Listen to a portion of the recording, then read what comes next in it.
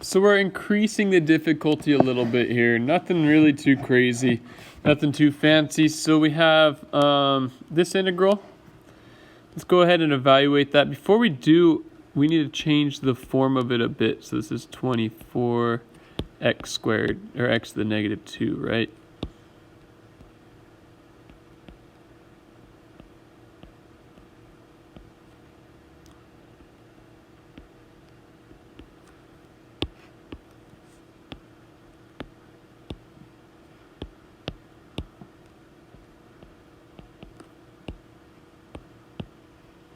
And so when we integrate this, we're going to get 4x.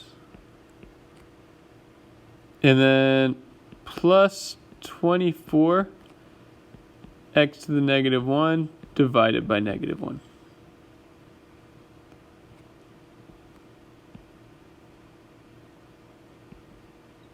From 3 to 4. Let's simplify this a bit.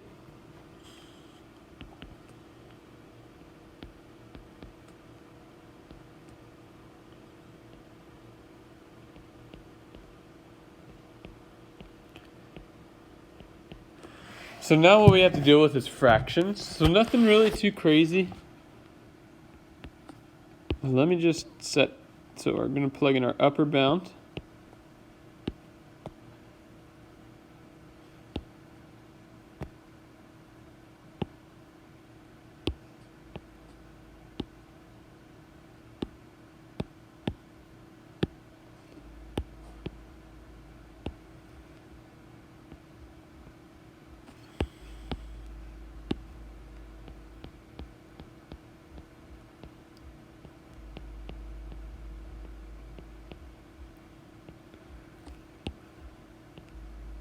Plug in our lower bound.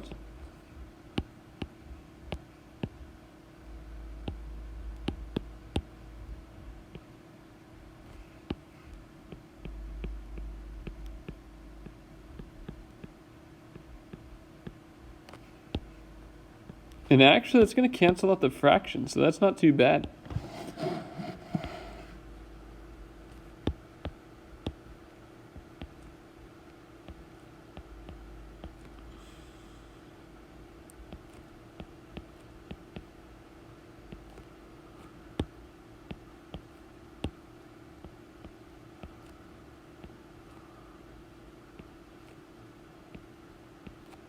(16 minus 6 is 10.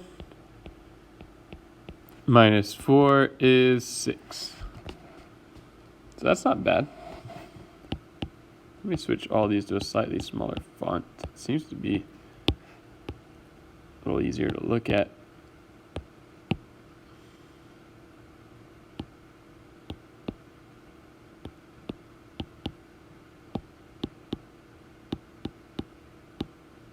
Sorry about that. Should do that while I'm not filming a video, right? Okay, so let's go ahead and take care of this integral. So to start off,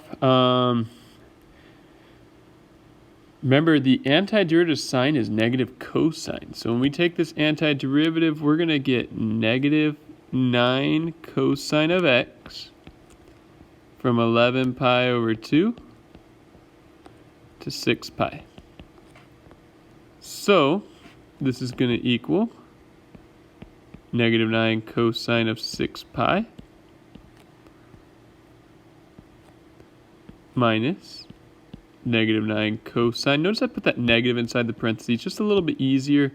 There's a couple ways we can go about that. We could always have the negative out here and put an extra set of parentheses and then not put it, but I'm just going to put everything that's here inside the parentheses for both times, and that's just going to be really careful to make sure to take care of everything like it should. All right.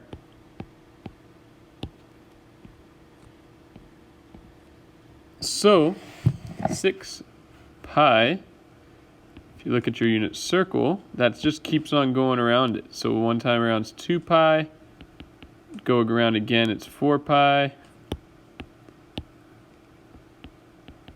go around again, it's 6 pi. So it's really just right here at this point, and cosine is 1. So we're going to have negative 9 times 1 minus negative 9 times, let's figure out what this one is. It's actually over 2. You'll notice anytime it's over 2, it's going to be either right here or right here at 3 pi over 2. But if you want to figure out which one it is, we'll take 11 pi over 2 and take away 2 pi. Which is really just 4 pi over 2, right? And that gives us 7 pi over 2. Still not in the unit circle yet, so we'll take it away again to get 3 pi over 2. So there you go, 3 pi over 2 is in the unit circle, and cosine there, remember, is 0. And sine is negative 1. All that worked for 0, right? So that's just going to be negative 9. Let's do one with e real quick. So this is going to get us 10e to the x, because the antiderivative of the x is e to the x. Don't overthink these. These are the easiest. So that's 10e to the 14 minus 10e to the 0. E to the 0 is just 1. So this answer will be 10e to the 14 minus 1. And that's it.